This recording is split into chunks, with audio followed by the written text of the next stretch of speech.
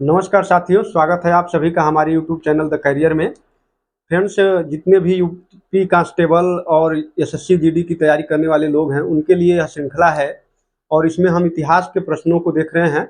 आज छठवां सीरीज है जो आपके लिए मैं लेकर आया हूं।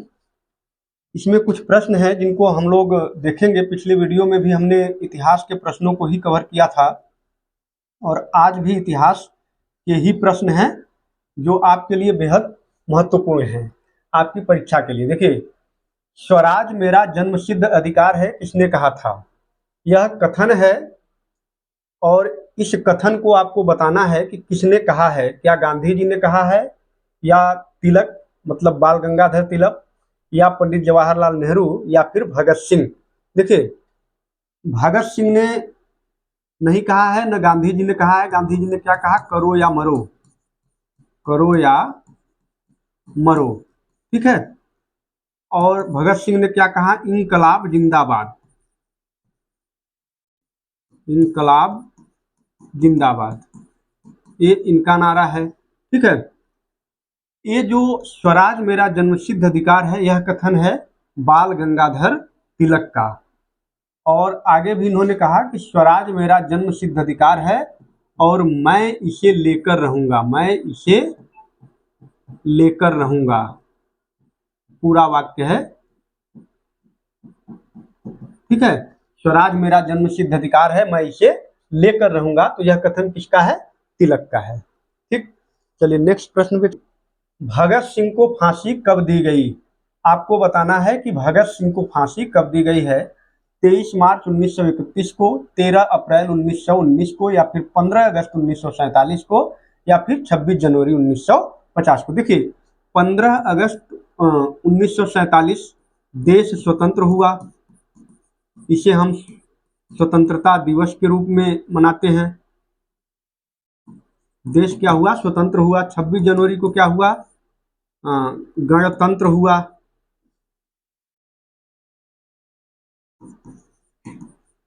गणतंत्र दिवस हम लोग मनाते हैं। 13 अप्रैल 1919 वह दिन है जिस दिन कौन सी हुई? जलियांवाला बाग हत्याकांड, जलियांवाला बाग हत्याकांड। तो एक ही बचता है, और कौन सा बचता है? 23 मार्च 1931। भगत सिंह को फांसी 23 मार्च 1931, केवल भगत सिंह को नहीं बल्कि और दो लोगों को उनके साथ में फांसी दी गई थी। और वो व्यक्ति कौन थे? राजगुरु और सुखदेव। ये दो और क्रांतिकारी थे, राजगुरु और सुखदेव। अब देखिए, बहुत लोगों को लगता है कि भगत सिंह को और राजगुरु सुखदेव को जो फांसी दी गई थी वह जो असेंबली में बम फेंका गया था उसके लिए दिया गया था। देखिए, भगत सिंह और बटुकेश्वर दत्त, दो व्यक्ति, कौन कौन? भगत सिंह और कौन? बटुकेश्वर दत्त। ये दो ऐसे व्यक्ति हैं जिन्होंने असेंबली पर क्या फेंका? बम फेंका। असेंबली पर बम फेंका इन्होंने। और ये कब फेंका था? 8 अप्रैल 1929 को फेंका था। और ये बम फेंकने के बाद अगर ये चाहते तो भाग जाते, लेकिन इनका उद्देश्य बम फेंक करके किसी को मारना नहीं था, बल्कि उद्देश्य क्या था कि इनका मानना था कि जो अंग्रेज सोए हुए हैं भारतीयों के प्रति, भारत के लोगों के प्रति जो उनकी क्रूरता चल रही है, जो सोए हुए हैं उनको जगाने का उद्देश्य था कि हमें आज़ादी किसी भी प्रकार से मिले, ठीक है। ये देखिए, बम फेंका किसने? भगत सिंह, बटुकेश्वर दत्त। लेकिन यहाँ फांसी किसको किसको दी जा रही है? भगत सिंह, राजगुरु, सुखदेव। यानी कि इस कांड के लिए तो फांसी नहीं दी जाती है, दी गई है। इसका मतलब किस कांड के लिए दी गई है? लाहौर षड्यंत्र। कौन सा? लाहौर षड्यंत्र के लिए इनको फांसी दी गई थी। लाहौर षड्यंत्र मतलब सैंडर्स हत्याकांड, सैंडर्स हत्याकांड। दिसंबर 1928 में भगत सिंह, राजगुरु और सुखदेव, कौन कौन? भगत सिंह, राजगुरु और सुखदेव और एक व्यक्ति कौन, चंद्रशेखर आजाद, इन्होंने लाहौर षड्यंत्र किया था और एक अधिकारी, एक अंग्रेज अधिकारी जिनका नाम सैंडर्स था, उनकी हत्या कर दी थी, जिसमें कि चंद्रशेखर आजाद बच निकले थे। केवल इन 3 व्यक्तियों का नाम आया था। ये मुकदमा चल ही रहा था, तब तक असेंबली में बम भगत सिंह ने फेंक दिया। असेंबली में बम फेंक करके गिरफ्तार हो गए। उसी समय सैंडर्स का मामला खुल गया और जो फांसी दी गई थी वो सैंडर्स हत्याकांड के लिए दी गई थी, न कि असेंबली पर बम फेंकने के लिए। तो एक कुछ महत्वपूर्ण पॉइंट से जिसको आपको याद रखना चाहिए। तो भगत सिंह को फांसी किस दिन दी गई थी, 23 मार्च 1931 को। यहाँ पर देख सकते हैं आप, ये जहाँ रहने वाले थे, जैसे जैसे रोड मैप पर जहाँ पर उनको फांसी दी गई थी, लाहौर में, देखिए, ठीक है। तो यहाँ उनको फांसी दी गई। अब आते हैं हम अपने अगले प्रश्न पर। दांडी मार्च कब हुआ, 1919, 1920, 1930 या फिर 1942? देखिए, अगर हम चारों ऑप्शंस को देखें तो ये चारों जो सन लिखे गए हैं बहुत महत्वपूर्ण लिखे गए हैं आपकी परीक्षा की दृष्टि से, ठीक है। याद रखिए, देखिए, याद क्या रखना है, 1919 क्या है, आप कह सकते हैं रॉलेट एक्ट, रॉलेट एक्ट, और क्या, जलियांवाला बाग, अभी पीछे ही हमने बताया, जलियांवाला बाग, ठीक। 1920 में गांधी जी द्वारा असहयोग आंदोलन शुरू हुआ, असहयोग आंदोलन। और 1930 गांधी जी द्वारा ही सविनय अवज्ञा आंदोलन, सविनय अवज्ञा आंदोलन शुरू किया गया, आंदोलन शुरू किया गया। और 1942 को भारत छोड़ो आंदोलन, भारत छोड़ो आंदोलन। लेकिन आपके प्रश्न का उत्तर तो इसमें मिला ही नहीं, जबकि हमने चारों को लिख दिया। अब यहाँ थोड़ा सा आप कंफ्यूज मत होइए। ये जो सविनय अवज्ञा आंदोलन है, इसी दांडी मार्च से इसकी शुरुआत ही होती है। तो दांडी मार्च कब हुआ, 1930। देखिए, 12 मार्च 1930 को गांधी जी ने अपने कितने अनुयायी, 78 अनुयायी, 78 अनुयायियों के साथ कहां से शुरू किया इस ऑपरेशन को, इस मार्च को कहां से शुरू किया? देखिए, साबरमती आश्रम से, साबरमती आश्रम से शुरू किया। कहां तक चला? दांडी तक, दांडी तक चला। कब समाप्त हुआ जाकर के? 6 अप्रैल 1930 को दांडी में जाकर के नमक बना करके, नमक, और यह मार्च क्या है, पैदल है।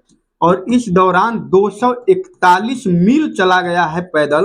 78 अनुयायियों के साथ गांधी जी 281 मील चल करके दांडी पहुंचे हैं और वहां जाकर के इन्होंने क्या किया, नमक कानून को तोड़ा। यानी कि अंग्रेज जो अभी नमक पे नया नया कानून लेकर आए थे कि अब जैसे हर चीज पे तो टैक्स ले ही रहे थे, नमक गरीबों की बहुत जरूरी चीज है, बहुत आवश्यक चीज है, बिना उसके काम नहीं चल सकता है। और उस पर भी भारी भरकम टैक्स लाद दिया गया था, किसके द्वारा? ब्रिटिश सरकार के द्वारा। उसके अगेंस्ट में गांधी जी ने कहा कि नहीं, नमक तो हम अपने से भी बना सकते हैं। और उन्होंने अपने अनुयायियों के साथ मिलकर के वहां दांडी पर जाकर, समुद्र किनारे जाकर, समुद्र की पानी से नमक बना करके उस नामक कानून को तोड़ा। और यहीं से असहयोग आंदोलन की शुरुआत होती है, ठीक है। सविनय अवज्ञा आंदोलन की शुरुआत होती है, ठीक है। तो इसका उत्तर कौन सा है? 1930। मैप में देख सकते हैं, यहां से स्टार्टिंग पॉइंट यहां से है साबरमती आश्रम, और एंडिंग पॉइंट कहां पे है? दांडी, दांडी नामक जगह पे आकर के ये समाप्त हो जाता है। यहां से यहां तक चल करके आकर के यहां पे ये समाप्त हो जाता है। और उन्होंने नमक कानून बना करके अंग्रेजों को दिखाया कि हम केवल आपके हर चीज के गुलाम नहीं हैं, बल्कि हम कुछ चीजें अपने यहां बना भी सकते हैं। नेक्स्ट प्रश्न है, आजाद हिंद फौज किसने बनाई? गांधी, सुभाष चंद्र बोस, नेहरू या फिर पटेल ने? देखिए, आजाद हिंद फौज की असल में शुरुआत सिंगापुर में सितंबर 1942 में, सितंबर 1942 42 में कैप्टन मोहन सिंह ने किया।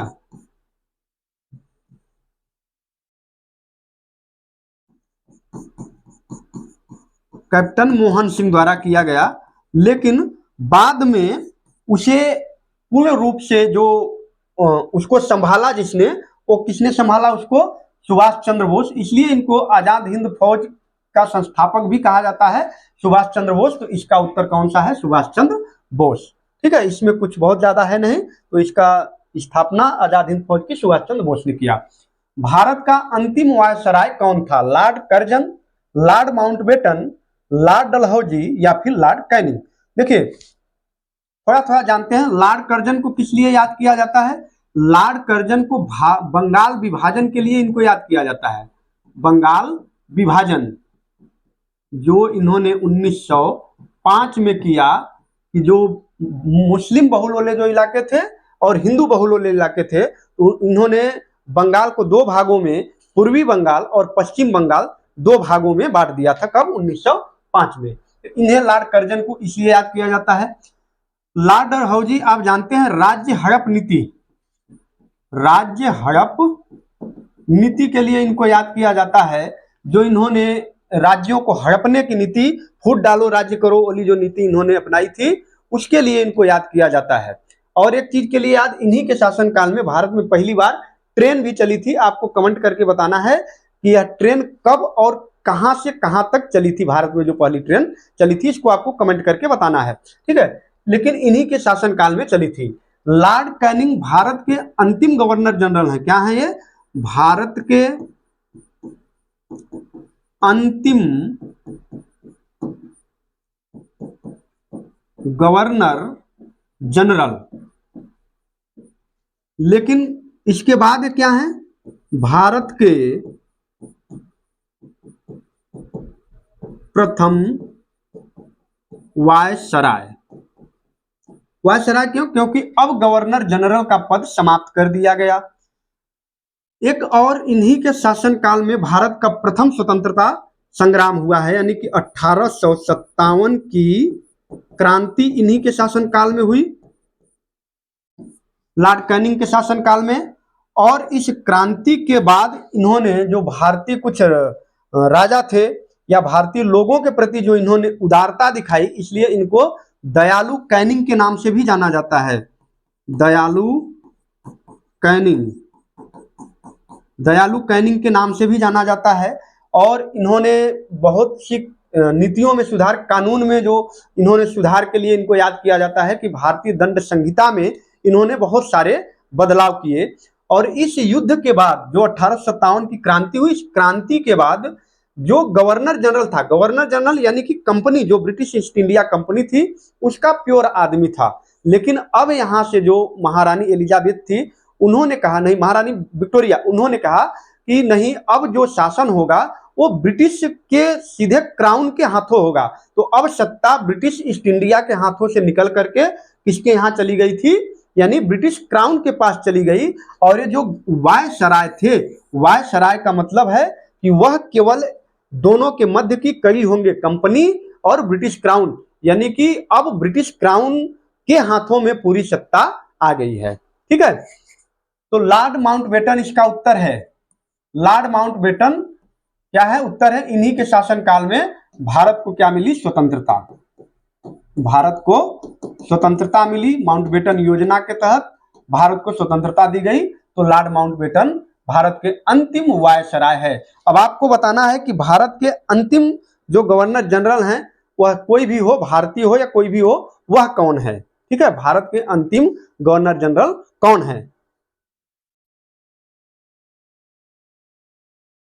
लौह पुरुष किसे कहा जाता है? बहुत आसान सा उत्तर है, सरदार वल्लभ भाई पटेल को लौह पुरुष कहा जाता है। क्यों कहा जाता है? क्योंकि उनकी बहादुरी के लिए कहा जाता है। वह इतने बहादुर थे, उन्होंने कुछ ऐसा काम किया था, इसलिए उनको लौह पुरुष के नाम से जाना जाता है। तो उसका उत्तर कौन सा है? सरदार पटेल।